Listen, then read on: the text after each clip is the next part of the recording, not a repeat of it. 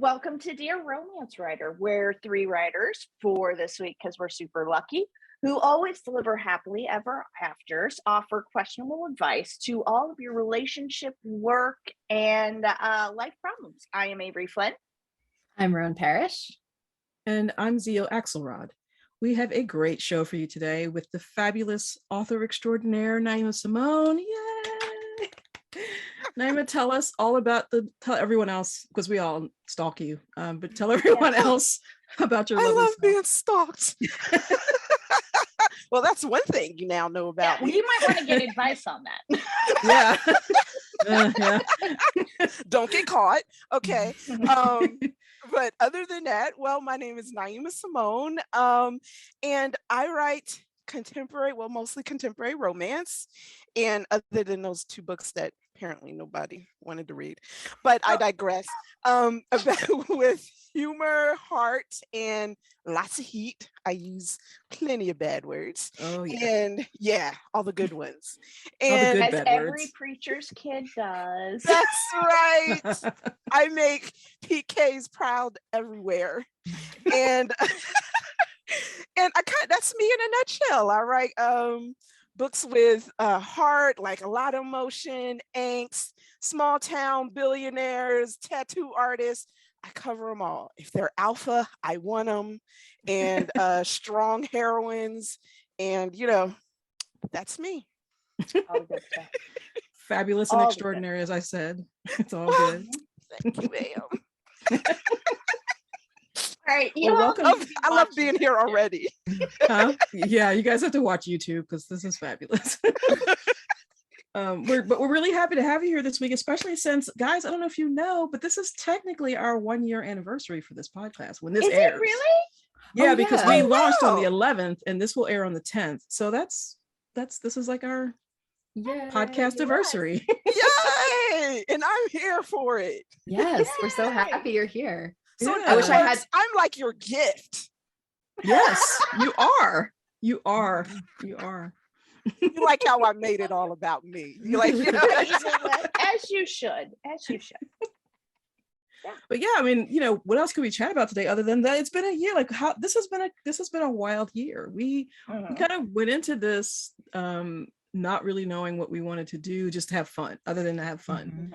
We were doing recipes, we were doing playlists, we didn't have guests at first, and then we did. Like, it was just like we were just trying to find our groove, and I feel like we hit our stride and just had all these wonderful people like Naima and the other people who have joined us, and it's just been like really amazing. I think amazing year, don't you think? Especially during everything else that's going on outside of these windows and stuff. Yeah, definitely. We recorded all of our December episodes in November so that we could take basically the end of the year off to try and, I don't know, figure out life. As one does at the end of every year. And when we finally got to get back together again to start recording, it was so nice to see your faces again. I am totally not gonna lie. I missed y'all lots. So yes, being able to get together weekly and do this has just been phenomenal. Plus, we now have the fabulous Rachel, who helps us and does all of our social media and all of that stuff. And quite frankly, I don't know if we could live without her at this point. So thank you, Rachel, for being our baby that we got together. So yay. Yeah. What's been your favorite, Rowan? What's been your favorite thing about doing this, other than us? Oh, obviously. Well, I mean, there's like the awe answer, which is that it's been so cool to, as someone who loves listening to and reading advice columns, to get to partner with you guys and like actually give advice. But if I'm being completely honest, which is how I feel, I am so bossy.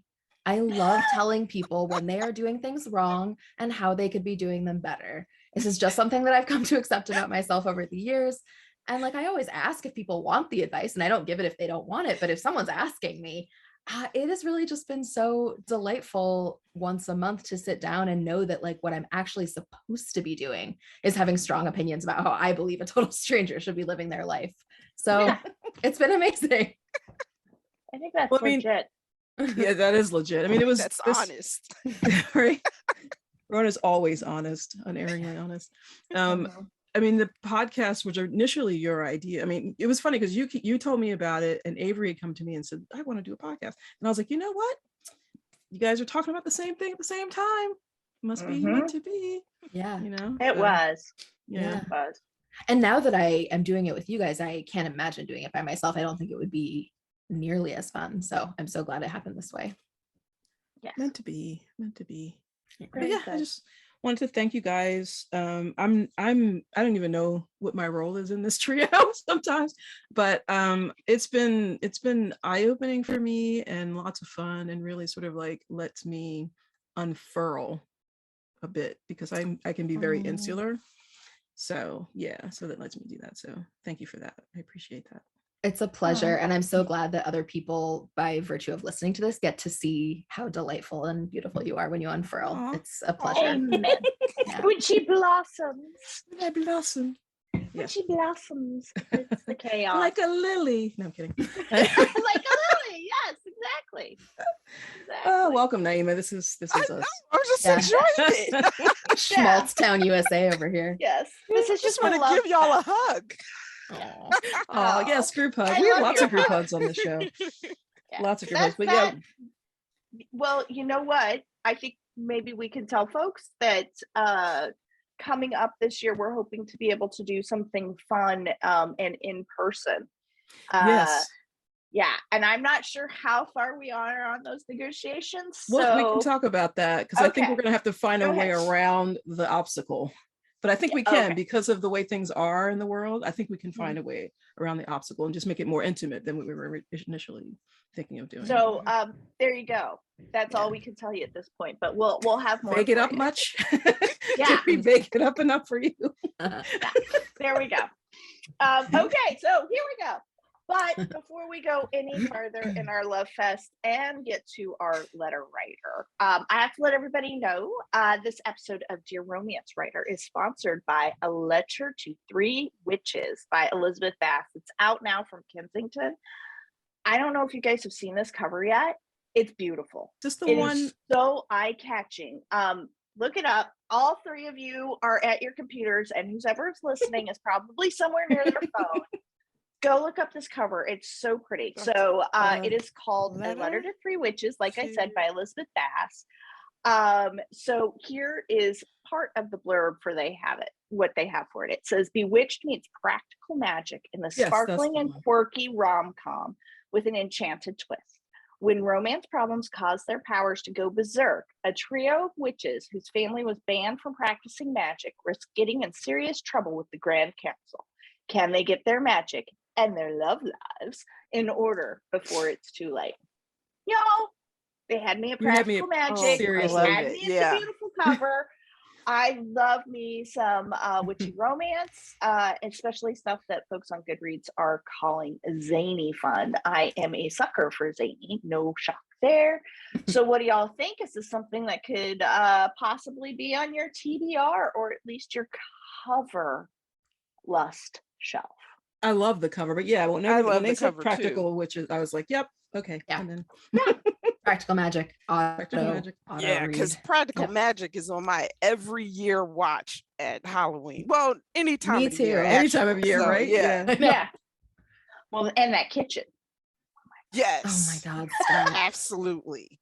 Sorry. Practical magic is, and I like that kitchen. Oh my God. Amen to Practical that. Magic is my sister movie. Like my sister and I love that movie. So anytime we hang out, we will put Practical Magic on and cool. Deeply identify with the sisters. So yeah, I'm game. That's my sister's a heifer. She won't watch it with me, so I watch it by myself. My gosh, you can watch with me and my sister. And we should do like a movie night, a virtual movie night, so I can do it. Have like that bonding with somebody, because yes, you just won't watch it with me. I think that would be stubborn. awesome. That would that would be fun. Oh my God, I have so many thoughts and feelings about it. Yep. So I think especially since I've only seen the film once.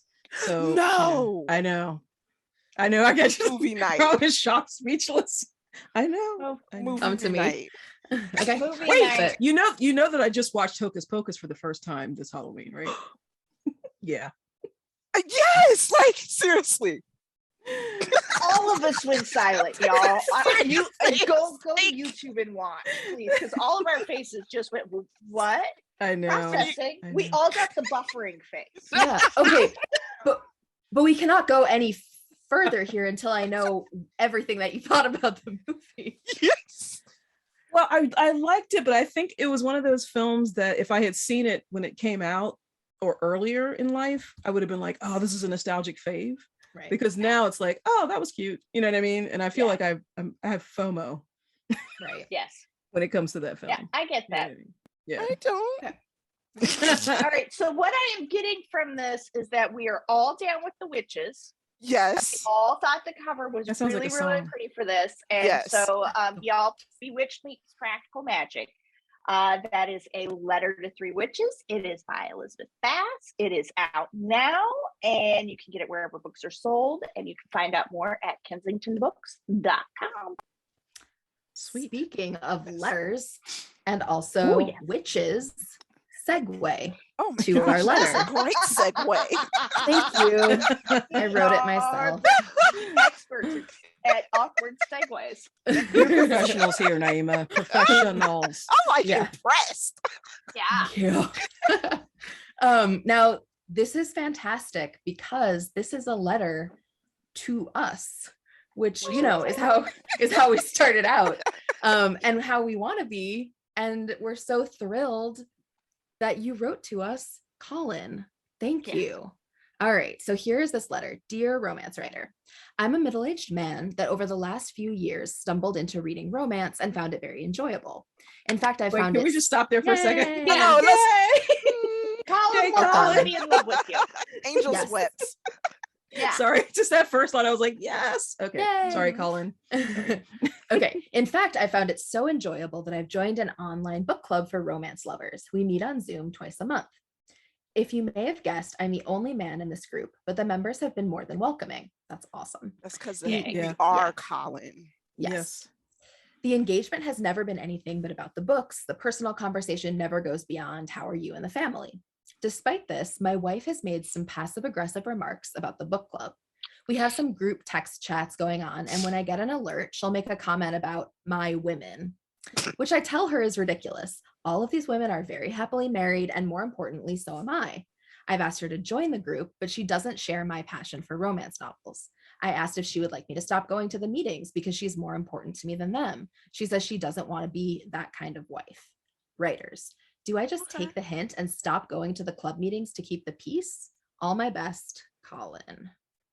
Oh, Colin. Oh, Colin. All right, I think we need to start with our virtual hug here for Colin first. We love you, Colin. Come on, bring it in, guy. Bring it in. Bring it in, guy. Romance book club, virtual hug. Oh, yes. Oh, Colin. Yeah. All right. So while Colin's wife says that she does not want to be that kind of wife, she is. Yeah, thank you. I'd like it seems to me is, unfortunately. she can't help but be that. And I guess she's in a little bit of denial, right? So she's trying, at least in her head, to do the right thing, you know, to be the person that she wants to be. She's just having problems carrying it out in real life. It is a dynamic in certain relationships. And there's always this discussion, you know, if you are heterosexual and you are in a heterosexual relationship, you cannot be friends with people. I don't want my partner to be friends with people of the opposite sex. Right, right. Never having been in a queer relationship, I don't know if that is an issue in other communities as well, but yes. So there is definitely that sort of like, I don't know, socially acceptable paranoia, I guess, within heterosexual relationships. And I think that Colin is handling all of this very upfront, very forwardly, and he seems very cognizant of, you know, sort of the landmines that are surrounding him currently. And yeah, I think I'm gonna still Roan's line.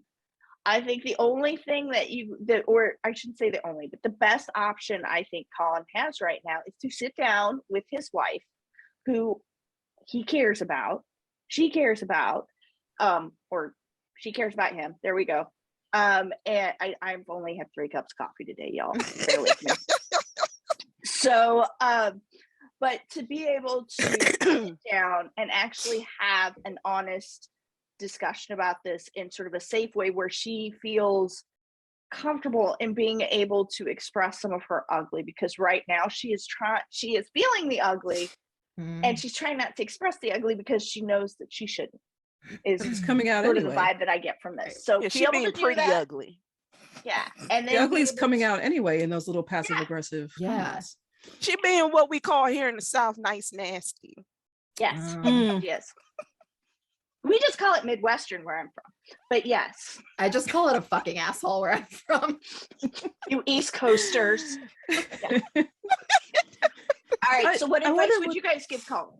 Well, I wonder what the reluctance is for her to just sit in on one of the book meetings. Right. What's the deal? Is she so anti-romance? Is she, no, you know what I mean? I don't think it's anti-romance. I think it would be anything that was taking his attention, that anything that had to do with women, period, that was mostly women, I think it would be that. I don't even think it has to do even with romance, because I think if he was reading romance and it wasn't part of a group, it wouldn't be a problem. Oh no, yeah, for sure. Or but because he said she does with a group of guys who read romance, right? She wouldn't be threatened. It is that opposite gender. Yeah, definitely. No, I only said that because he said she does not share my passion for romance. So if she's not a romance reader and maybe doesn't think of romance as something, that he should read or she should read or whatever, her reluctance to just sit in on a meeting and see what goes on just to reassure herself is a little bit of a red flag. So I just wonder where the pushback is. Like, you don't have to join the club, but just sit in on a meeting. You can see how innocuous it all is. But if she's reluctant to do that, then there's more going on here than I agree. Yeah, there may be, but it also could just be a situation where the wife is like I don't want to sit in on all of the stupid hockey conversations that my husband has, right? No matter who they're with. So it could just be this is not, and I like hockey, but it could be you know what, I have 45 minutes where during this book club I can be putting my puzzles together and I'd much rather do that. It could be something along that lines, but I get what you're saying, Sia. Yeah. Well, and I'm curious, it doesn't sound like she has a problem with romance, at least that's not entering the discussion or the letter, but I do wonder if, since romance is something that he's getting into recently, if she doesn't recognize that her problem is with him reading romance novels, not because she hates the genre, and I'm speculating here, but I wonder if she saw him getting into romance as step one of recognizing that maybe he isn't getting everything that he needs from her, because how so many people who don't read romance think that people who are in a relationship who read romance, it's because they're dissatisfied or they want to fantasize about people who aren't their partners. Kind of like porn. Kind of, yeah. And so it could be an option maybe just to talk to her and sort of explain, hey, you might be seeing it as this way, but this is not why I'm reading it. I enjoy it because it's this. Yeah. Right. I mean, I'm just curious, and this is something that he won't know unless he asks, but I could see this being one of those dynamics where he started reading romance. She she unconsciously took it as a little bit of a jab, he is to fantasize about other relationships rather than the one he's in. And then when he joined this group to talk about them, she found her socially acceptable thing to get mad about, which was the being friends with a bunch of women, which is a thing that I fundamentally don't understand and think is so silly, but I recognize that it is a cultural rule or whatever. Right. And then it's she didn't even understand her feelings about him reading romance. And so she put it all onto this thing that is very recognizable, which is oh, your women are calling, must go to your women, so that it looks like jealousy when in fact it's fear. That their relationship insecurity, that their relationship is not as strong as she had thought it was, that maybe he would recognize something in these novels or in these other women that he would realize he wasn't getting from her. It reminds me so much of those partners who are so worried that if you make other friends that you won't like them anymore. And it's everyone knows in a healthy relationship you like that person so much that you could meet a ton of new friends and you would still want to hang out with your person right, because they're your person. But if you're insecure in yourself and like afraid about the relationship, it's so easy to get jealous and so easy to like put that off on it being about envy of someone else rather than like fear that you are not sufficient, you know? Right, because it kind of reminds you of, you know, you being friends with someone of the opposite sex does not take your, even like, you know, you having a female best friend does not take your love of the friendship bank, doesn't take your love of the wife. They don't come from the same place, you know. It comes from a different account, so to speak, you know. So it doesn't take from the love account from the wife. It doesn't come from the same love account from a friend. So I get that. I love that concept. I got it from Dr. Phil. I can't even take credit where I got it from now Dr. I'm a little Phil. Broken clock is right twice a day. That last part. So I just listen. Do not sleep on Dr. Phil. Okay, but I'm about to be the Steve Harvey of the group. For real, I'm about to be Steve Harvey. It's about to be so. It's about to be so ignorant. But and I don't hope I'm not going to offend him. Dude, oh okay, my Lord. Listen. You got to build up. No, just listen. Okay, dude, this is what you need to do. And understand that I'm not a counselor or a therapist, and there's a reason why I did not pursue that psychology degree in college. Disclaimer. It is. It's a total disclaimer. This is all questionable advice. That's like right. We say questionable advice. That's right. And I don't want to send you rocking to a couch. But listen, you should sit her down.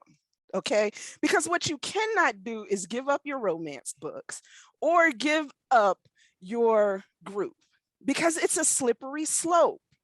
If you give them up, what next are you going to give up? What if you decide to try baking and she does not, and you decide to go to a baking class and there are more women in there than there are men, or there are just more men in there and you're having a better time with she perceives that you're having a better time with the guys and you're having a better time with her, and she's threatened, and now she wants you to spend more time with her than the guys, and now in order to keep her happy you have to do that, and now you're giving that up. Anytime she perceives that you're attaching to someone else, or she feels threatened about a new relationship with someone, or you're spending more time with someone else, or she feels threatened by a new relationship with someone else, you have to give it up. It's a slippery slope. So you really need to sit her down and say, hey, what's the problem? What exactly are you feeling threatened about? Forget the passive aggressiveness with your women. Do you want to go to a class with me?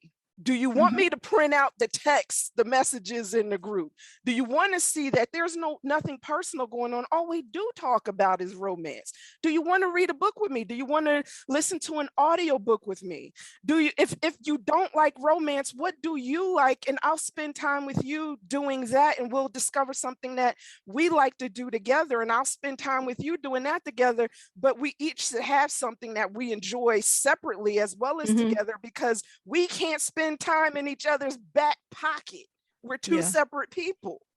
So let's discover what it is, what's at the root of this, because we have to be two individuals. We can't have this passive aggressiveness that's going to eat away at our relationship. Exactly. So, absolutely. Let's discover it. And we're not going to move until we discover what it is. You're going to have to talk to me, because this isn't going to work. And I mean, you're gonna have to sit homegirl down and discover what it is and get to the root of it. Because to give it up is really going to start a pattern that you're gonna end up resenting the hell out of her. Oh yes, you are. Yeah. So that's just not the answer. I mean, well, and I would honestly say that, you know, not that this is cheating and not that it's the same, but you know the saying that cheating is the symptom, it's not actually the root problem. Most of the time, some people are dirt bags. Yeah. But most of the time, it is not the thing. And so to me, what I see is it's not actually the romance club. It's not actually the romance reading. It's not actually the romance club. It's not actually the fact that it's a group of women. What is at the heart of this is that for some reason she is not feeling secure in that relationship. Right. The fact that she keeps bringing that up, she feels threatened. I agree with. Exactly. I agree that it's fear. Like it sounds like it's fear. It sounds like it's fear. And so sitting down and having the conversation, you know, do it in a neutral location. Don't do it right after a meeting. You know, I find these conversations are awesome in the car because everybody's trapped and nobody can look at each other. Yes. So I've had my best after on the way home from work. Pro tips. It's also the best time to have a conversation with teenagers. Just trust me on this. But doing this, having this conversation and actually getting to the point of being able to say, hey, you are, I hate this term, but you're in a safe space. You are in a safe space to be able to talk about this stuff. Obviously, there's something going on right here. Instead of saying you're insecure about this, I personally would approach it in the vein of you're feeling that a need is not being met. One of your needs is not being met. So I want to be able to figure out what we can do to meet this need. And, you know, it can go, like you talked about love accounts, but it could also be like like the love language thing. Maybe her love language is spending time together. And so that's why she's like, that's our thing. Right. And it may not be something that Colin perceives that way, you know, but she may even be subconsciously perceiving it that way. So again, the conversation, not right after a group meeting, not right after she's made a passive aggressive comment, but to actually sit down and approach it that way, and to be able to really just lay it out there and just be like, we're solid, hon. We're solid. This isn't that, but you obviously have needs that are not being met. So let's talk about that so you can be more comfortable. Yeah. Am I pussyfooting too much around it? Theo? No. I was just gonna say the other side of this, which he did not say anything about, but it's there, is how this makes him feel. He's found something that brings him immense joy, and he's so happy to have found this thing. And he found people he can share it with. He wanted to share it with her. She didn't want any part of it. So he found people to share it with, and he's so happy about this. And she's saying, whether either directly or indirectly, stop doing this thing that brings you so much joy. I can't. That's a good point. You know, so he's trying to find a way to make her feel better without addressing how this is actually he feels. Because you know, he has and that's part of that conversation. Yeah. So I think that has to be part of that conversation. Yeah, I think that's such a great point, Zio, and I definitely I think fabulous point. And I mean, I have had the experience of having a close friend ask me not to hang out one-on-one with her boyfriend, and I was so hurt and so offended because this is someone who had known me very well. And I was like, if you don't know by now that I would never do that, then our relationship has not been what I thought it was. And you don't know me now. And she never ever knew me again. Because that friendship was over. Because I'm not gonna be seriously. That's a whole different conversation. Man, you know, I want to think you're having in one relationship or one friendship, and it turns out to be something else. That's a different episode. Totally, but I think that like bringing up that if I were in Colin's position and I was doing something that I really really loved with a group of people that also really loved it, and my partner made passive aggressive comments accusing me basically of cheating on her, I would be so hurt.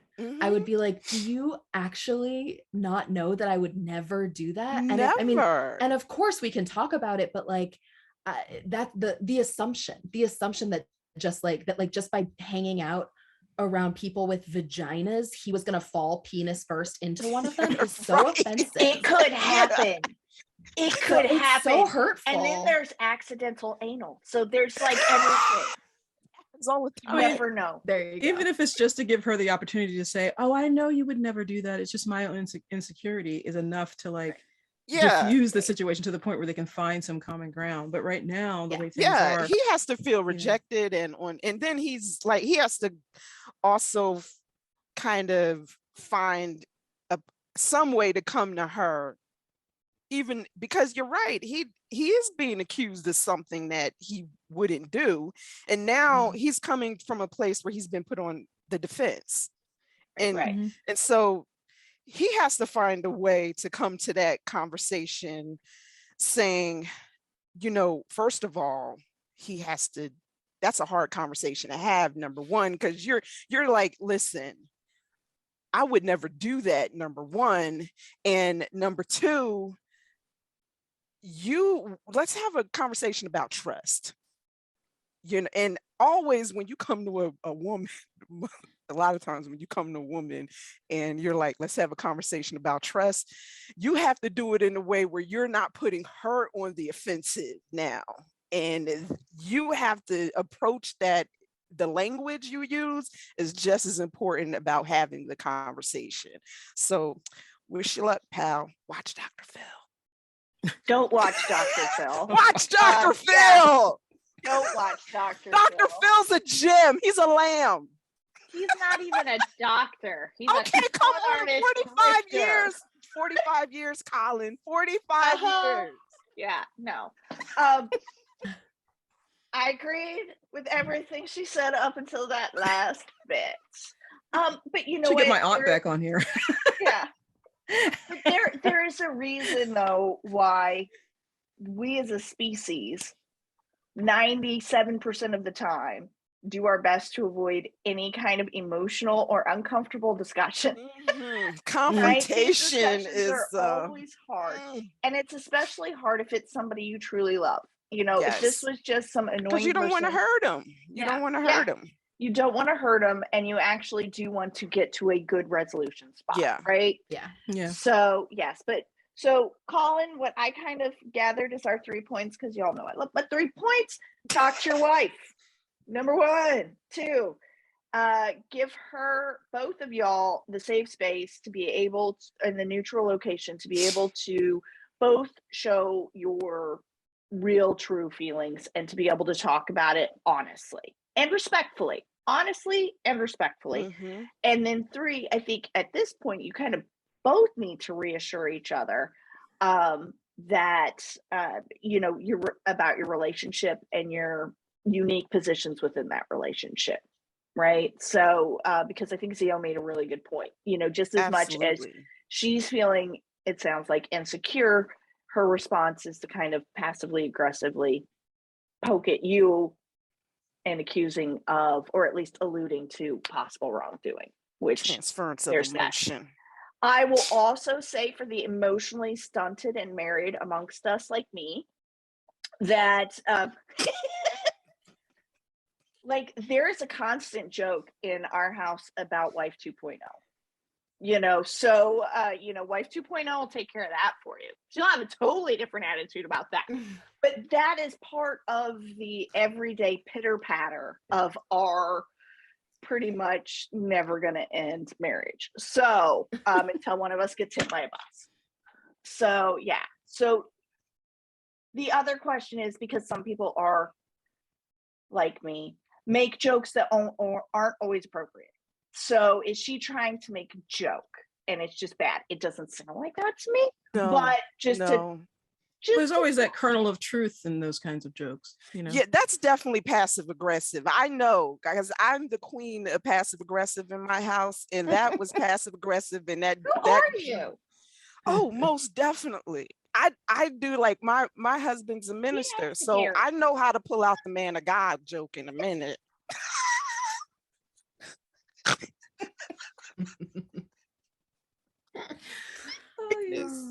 I know what I'm saying. You know what you're about, Naima. You know what you're about. Absolutely.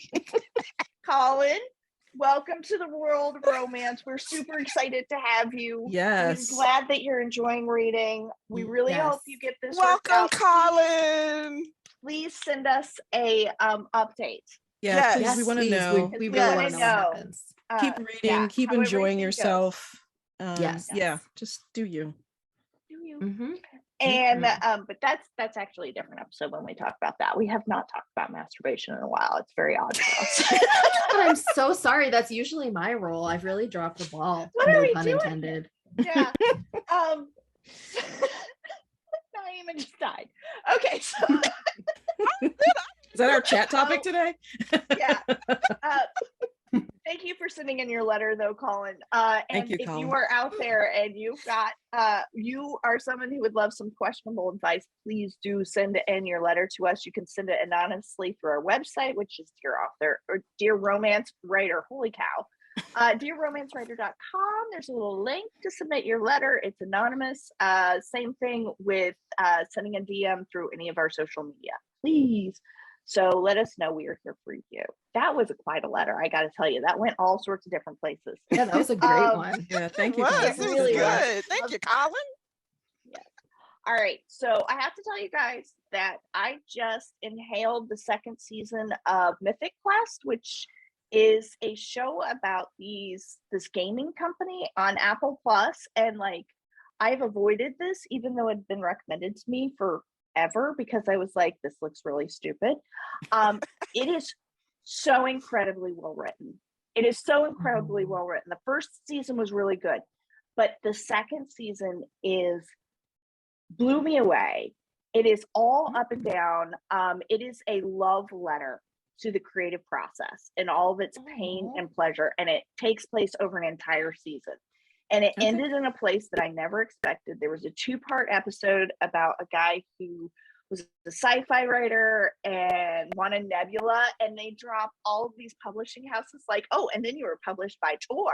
And then there was this, and I was just geeking out about that because they obviously actually know what they're talking about. Right. And that 2-episode arc did such a beautiful covering of like professional jealousy. And also the circle of publishing, where sometimes you're up high, sometimes you're down low. And it also got in critique group hell, which if you have never been in a critique group. I have been. Yeah, it's a whole experience in that. So they covered, the writing room obviously knew what they were talking about with all of this, and it was amazing. So it really got me thinking about sort of the joy and the misery of being a writer and a creative. And I wanted to ask you guys, how do you balance those highs and lows? The happy, the sad, the collaborations, the fights, like with editors, and sort of that love and jealousy also that comes with being a writer. How do you guys handle that?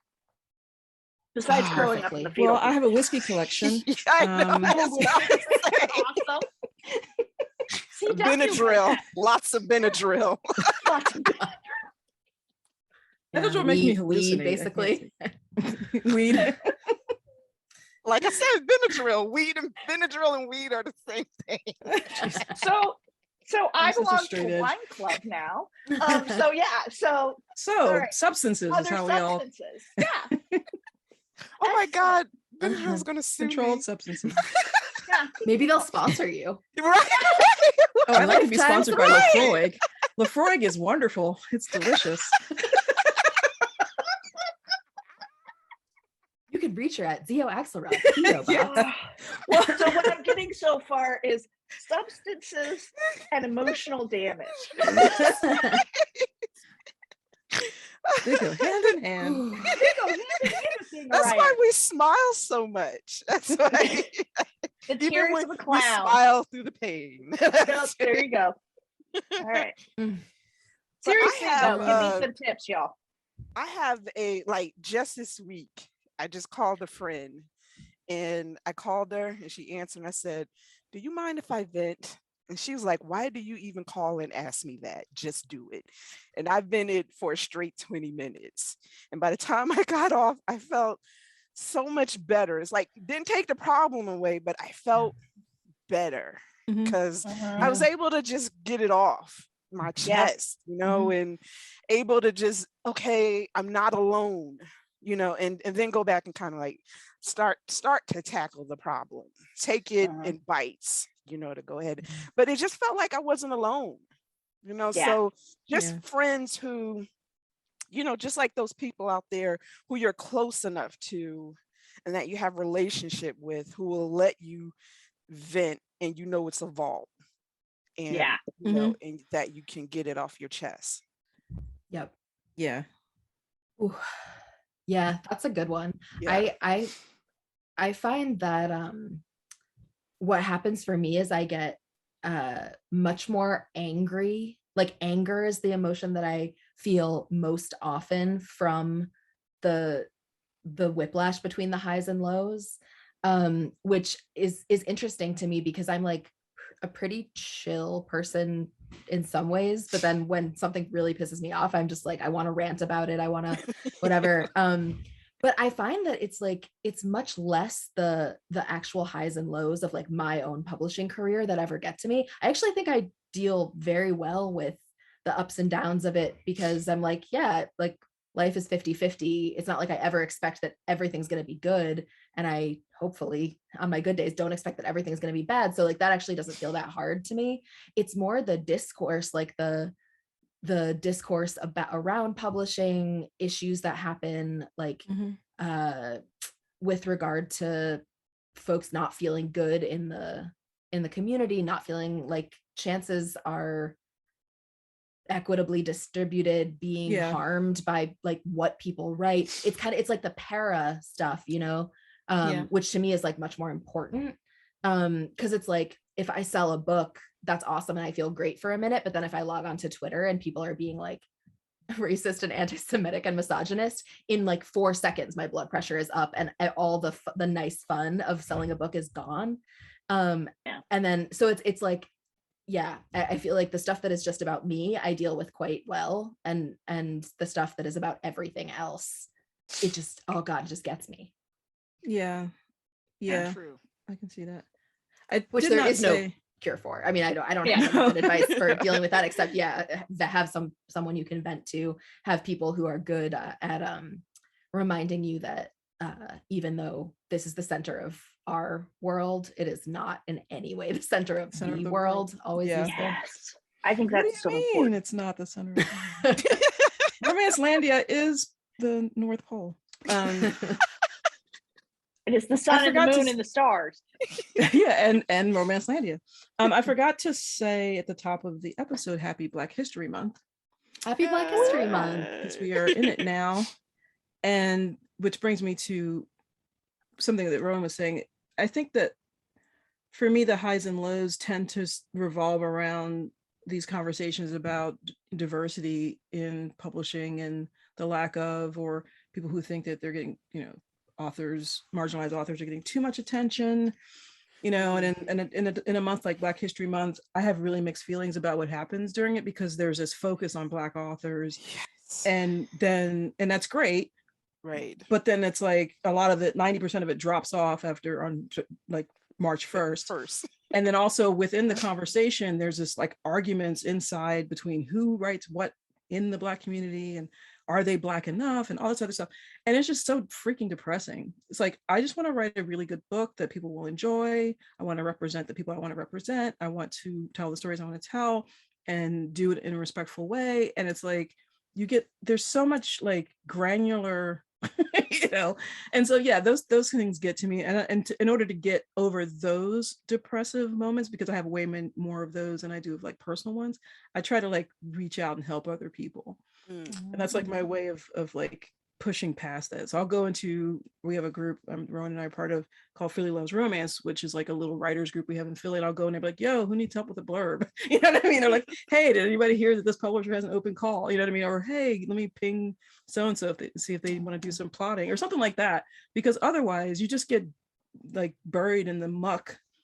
And it's easy to get dragged down like that. So I think, and it sounds like Pollyanna-ish or whatever, but that is kind of how I deal with it. Isn't, because I just I just saw a post, and it's so true, and I didn't even realize that I do it but until I read it. And it was a post about doing the the small nice things. Mhm. And it was, and mind y'all say things about Dr. Phil, but it was on Dr. Phil. But it's something that I've just always done. And I didn't get it from Dr. Phil, I actually got it from my mother. It was about giving what you don't have. And I do have people have done this for me, but giving what you don't have means if someone isn't giving you kindness, then you give what you don't have. If someone isn't giving you like kind words or giving you help or boosting you or giving you encouragement for whatever reasons, or like what you just said, Zio, like those conversations that, that kind of, just not kind of, they depress me too. Yeah. And then you go and you do that for someone else. And I do that because those conversations hurt me, especially when they're directed at you. And so I make it a point to give someone else what I don't receive. Exactly. And that helps kind of to bring me out of the muck of that. Yeah. And so I you just totally have to be careful not to give away, which I tend to do, more than you have. Right. So your well isn't dry. So your well is like completely empty. Like, why am I so tired and drained? And why can't I write or do anything? But it's like, in those moments where it's like, oh God, it's just this is ridiculous. I just go just random acts of kindness. You just go and random acts of kindness are just awesome. Like drop a comment. Just drop a comment on a post. Your cover's gorgeous, and then move on. Yeah, or share a cover reveal from someone just barely know, and they're like, "Oh my gosh, you shared my cover reveal!" I'm like, "Yeah, that's awesome cover." That's I mean? Like just boosting someone for a second. That's right. Like, just a second, and that's all it takes. Yeah. Just things like that. Yeah, I love that. I think for me, the most frustrating part of this industry, and I think it kind of encompasses all of what we've said, is the lack of personal control. As somebody who's a control freak, that is a really, really hard thing to accept. No way. Yes. So you can't control. I'm trying to figure out. You can't control the discourse, right? The discourse is what it is. And you know what? A lot of times what's said in the discourse or what starts a discourse is important. We do need to talk about telling stories and own voices, although own voices is so muddled at this point in time. But all of those things, are we being misogynistic within our own community, which a lot of times we are. Are we being homophobic? Are we being queerphobic? Are we being racist? Are we being, to be able to take a critical look at ourselves, right? All of that important. That doesn't, however, change the fact that impact can land in places where it shouldn't be. I guess it's kind of where I go. So we can't control that, right? We can't control how long it takes for an agent to get back. We can't control how readers react to our books. We can't control the fact that, you know what, we tried this promotional push with book A and it worked wonders. And with book B, it didn't do shit. And with book C, they're not, it's not even going to come out because book B did so bad, right?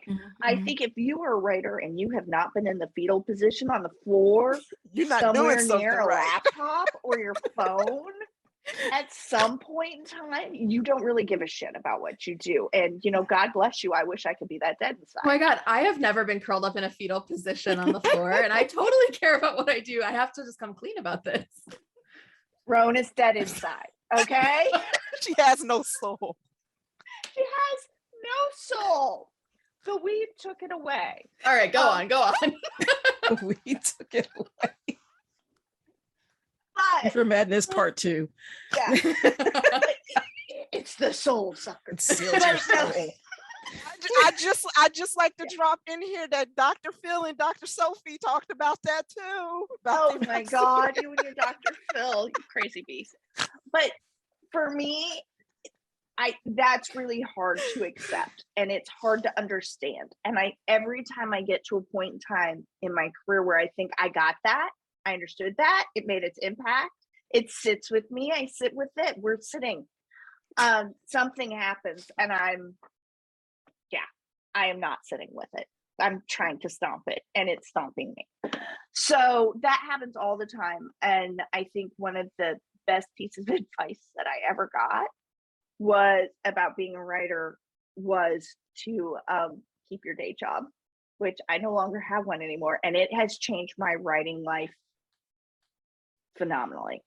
Like, good or bad? Not phenomenally as in always great, but just it has had a massive impact.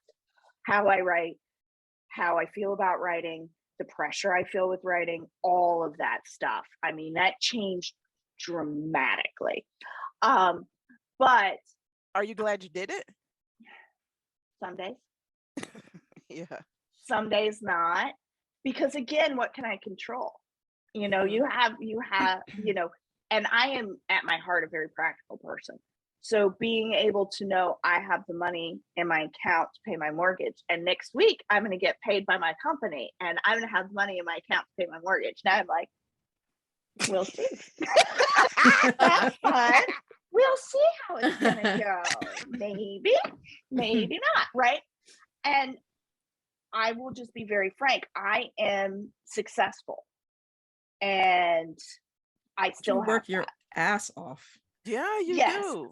But that still is there, right? So again, it's things you can't control. And for me, that is the hardest part of this business. And the only thing that gets me through, the only advice that I would offer on that lack of control thing is, man, do your best to be accepting of it. Can I tell you something truly scary? Yeah, I can't take it. It's not even questionable advice. It's shitty advice. Because I have nothing better to offer than that. I'll tell you something really scary though. Tell me.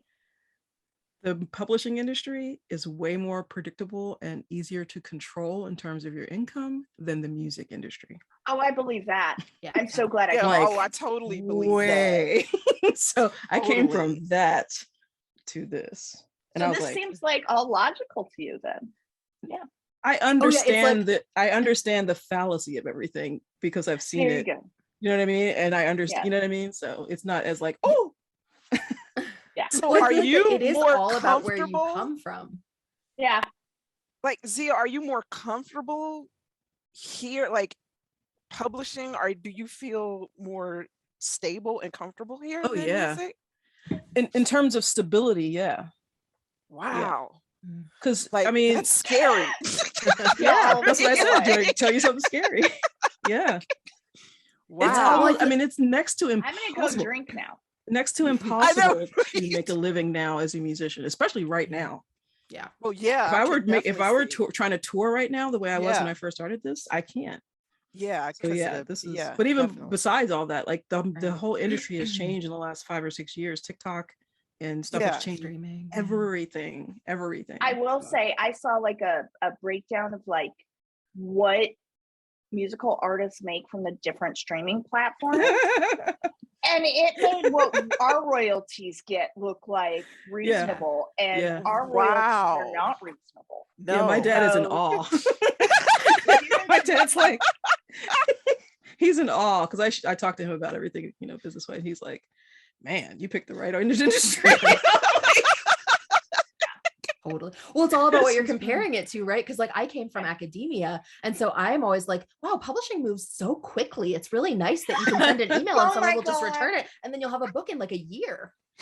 Oh wow. In academia, it was like, cool, I sent my journal article to be reviewed 8 months ago. The website says if you haven't heard in 12 months, you should send a follow-up email to this automated account, and then like go knock on an underground chamber somewhere, burn a candle upside down, cut off your own knee, and maybe they'll get back to you. Cut off your own knee. That would be a great title for a book about the miseries of publishing. And you know what? It's not a bad career. It is not a thing. You've got a story to tell. Yeah, we all have stories. It's in you. I would rather be doing anything else. Well, I wouldn't go into this business trying to be a millionaire either. Like you have to really love storytelling to be in this business. Like I remember when I sold my first book, And I went outside because I was working at the bank at the time, and I had got my first contract, and I went outside and I called my mother, and she was babysitting my kids at the time, and I called my mother and I was like, Connie, I sold my book. And she was like, wait, you call your mom by her first name? oh yeah, that's a story. Wow. Okay, I'm in all right now. I hope my editor's listening to this, because she got on my case when I put that in my book. She was like, what do you mean they're calling by their first name? I'm like, yeah, I was like I was the only one cultural who ever dared reference. do that. Yeah. That's right, I did. All right. She had my kids at the time, and I was like, I sold my book. And she's like, you sold your book? And in the background, my son was like, oh, my son and my niece and nephew, oh my God, we're going to be rich. And I was like, no. Sorry to disappoint That's you. a joke. No, wrong one, wrong career. I started laughing at that. Oh no, we're not going to be rich. No, it's funny. I got a royalty statement from one of my streaming distributors for 5 cents. Every quarter, I get a 5 cent. The most I've gotten was 25 cents. So keep streaming those Spotify songs, y'all. Right. At the end of the year, I could buy a cup of coffee after taxes. Yeah. So, That's the same with Timmy. Yeah, my girlfriend is also a musician, and she was showing me a royalty statement, and they're like, oh, they actually don't send you the actual amount of money if it's below $15. It just gets put here. And I was like, below? Some places 50. Yeah. It's bad news. Okay, can I say one more thing? Because I realized that I said I didn't have any good advice about personal things, but actually that was an accidental lie, because I have a thing that I always think to myself. You're so sweet. That was an accidental lie. It was an omission, a lie of omission. I actually think the thing that is most helpful for me, and there will be people who, if you're like me, this might vibe with you, and for everyone else, you'll be like, why would that do anything whatsoever? But the thing that helps me the most is anytime anything shitty or shady or irritating is going on with publishing, I say to myself, you make the choice to do this every day, and tomorrow you can make a different choice. And what it does for me is it reminds me that I have freedom. I have the ability to make choices. Now, those choices aren't necessarily, I mean, I might make a choice to not do this and then I go work at a coffee shop or, whatever. It doesn't mean I can just quit and be like, cool, I'm going to go be a movie star instead. Watch this space. But yeah, it helps me to remember. And I feel like people give their power away every day. They're like, I don't have a choice.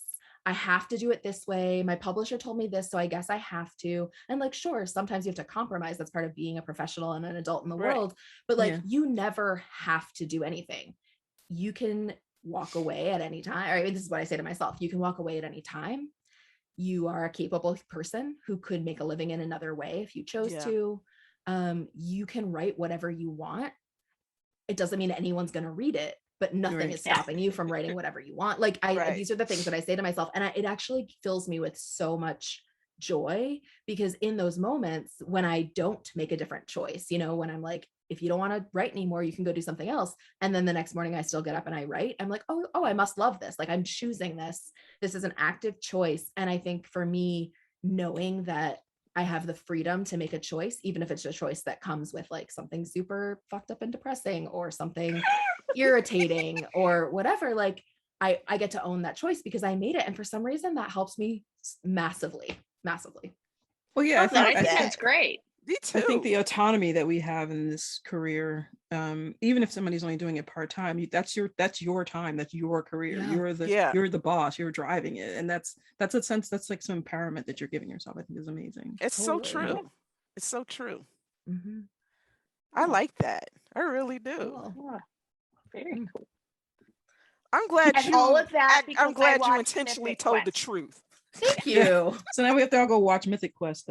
Yes. We just started watching Community, so we're really late. So I still haven't seen that. Oh, I think you would really like it. Too hard. Okay. It is a little cringy, but if you watched Parks and Rec, it's a bit like that. Okay. Yeah, if you have secondhand embarrassment issues, I do. I do, but I still enjoyed Parks and Rec. It's okay. The Office is very hit or miss for me. The Office. It's very hit or. There are moments that I like, but but this is like more Parks and Rec than Office. Okay. I love Parks and Rec, and I hate The Office, and I understand that it's like a strange, people seem to either like both or dislike both, but yeah. I just finished binging Doc Martin, so is that good? It's so good. It's cool. My mom really loves it, and I haven't watched it yet. So good. My father called me and said, watch this. Oh. And and he's been right, like he was right about Gilmore Girls, except for season 7. Let's I not even refuse to watch season 7. I just refuse to watch it. Season 7. Gilmore Girls. I don't ask me how he got me to watch Gilmore sorry, Girls. Jan for me not to like it. So there you go. I just love it. I love the reason he told me he thinks I would enjoy it is because of the writing. Mm-hmm. And the only thing he said that we both agree on is the diversity in that show. Like, there's no Black people. But we both enjoy like the writing. Like, we'll sit down and we'll dissect like every episode except for season 7. I'm mad at everybody and I refuse to watch it. But Agreed. Doc Martin is so good. It's so good. I've just binged it. So awesome. yeah, I'm gonna try. So good. We just started watching Abbott Elementary, like everyone else. I was just going to say, it's so good. It's so good. 2 recommendations. So good. One was Abbott Elementary, but the other one, which really surprised me, which might be my favorite show this year so far, is American Auto. If you haven't seen American Auto, it is really good. It's what's her name? Madeline. So good. What's her name? Madeline Kahn. Is it Madeline Kahn that's in it? No, Anna Gasteyer. It's Anna Gasteyer. Okay. Anna Gasteyer. She is amazing. She plays the new CEO of an American auto company. She came from pharmaceuticals, so she moves to this company, and it's like The Office, but nowhere near as cringy. They took that whole like mockumentary sort of thing. Oh my gosh, we were shocked at how good it is, especially since I gotta watch that. I wanted to watch that. I'm adding all of these to my list. Okay, I like our 1-year anniversary show. We are doing throwbacks. Yeah. Throwbacks recommendations. Now everybody needs to watch 90 Day Fiance before the 90 days. I just want to throw out the reality TV recommendation. Well, my child got me addicted to Married at First Sight, and now I'm watching the season live and I have no one to bitch about it with.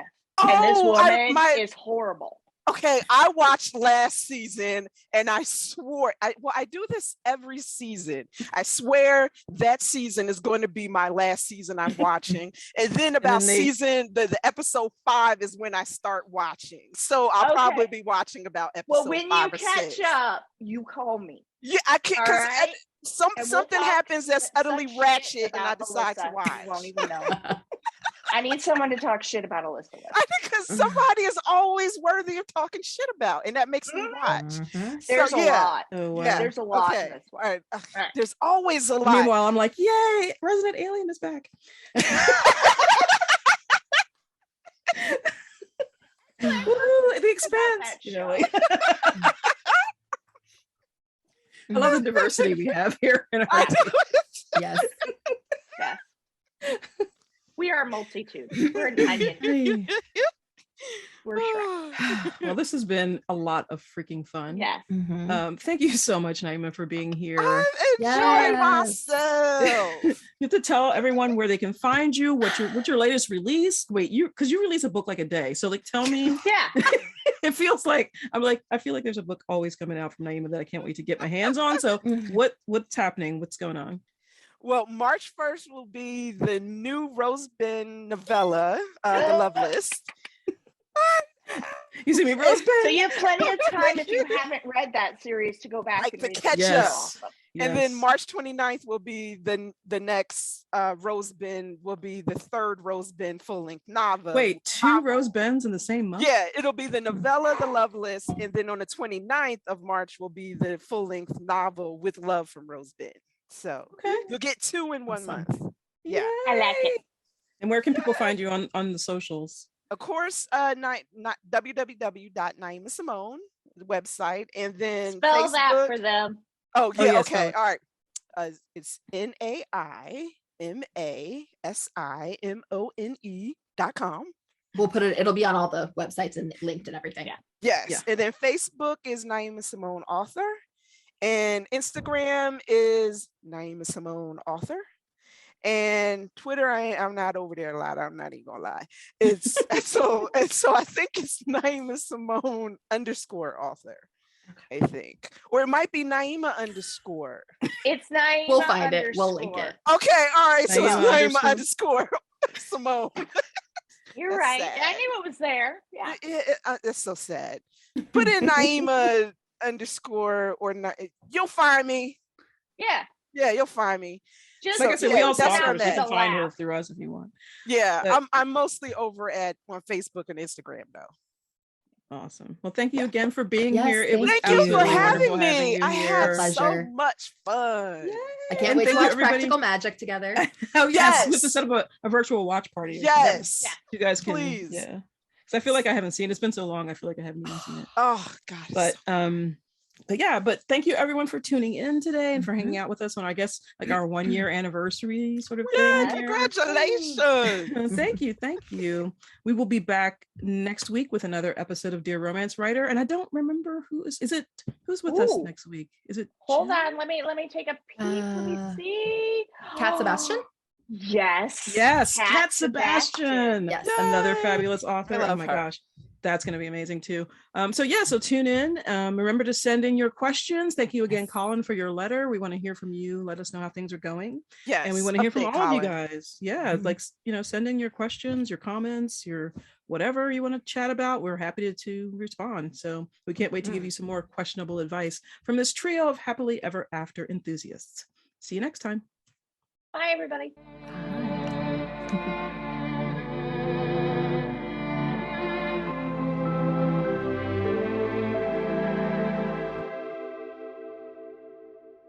Thank you so much for subscribing to Dear Romance Writer. Remember to keep sending in those letters at dearromancewriter.com. We can't wait to tell you what to do. Dear Romance Writer is part of the Frolic Podcast Network. Find more podcasts you'll love, frolic.media/podcasts.